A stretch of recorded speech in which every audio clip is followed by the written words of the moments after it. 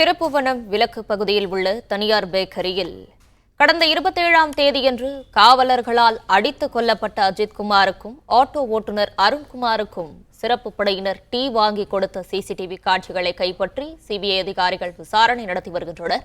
இதுகுறித்தான முழு விவரங்களை வழங்கவிருக்கிறார் செய்தியாளர் செல்வம். செல்வம், வணக்கம். விவரங்களை வழங்கல. வணக்கம். அஜித்குமார் கொலை வழக்கில் காலையில் 10 மணிக்கு சிபிஐ விசாரணை ஆரம்பிச்சு காவல் நிலையம், மடப்புறம் விலக்கு பகுதி, வடகரை விலக்கு பகுதி, இந்தியன் பூட்ஸ் என 4 கட்டங்களாக முடித்துவிட்டு 5வது கட்டங்களாக ஐயங்கார் பேக்கரியில் 27ஆம் தேதி அஜித்குமார், அவருடைய நண்பர் அருண்குமார் அனைவருக்கும் டீ வாங்கி கொடுப்பதற்காக இரவு 12 மணி அளவில் ஐயங்கார் பேக்கரியில் கொண்டு போய் வாகனத்தை நிறுத்திவிட்டு அங்கிருந்து காவலாளி ஒருவர் கைலியுடன் உள்ளே சென்று டீ வாங்கி கொண்டு கொடுக்கும் காட்சி தற்போது சிபிசிஐடி அந்த காட்சிகளை கையகப்படுத்தியிருக்கிறார்கள்.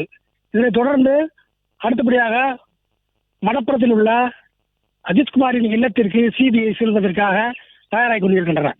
நன்றி.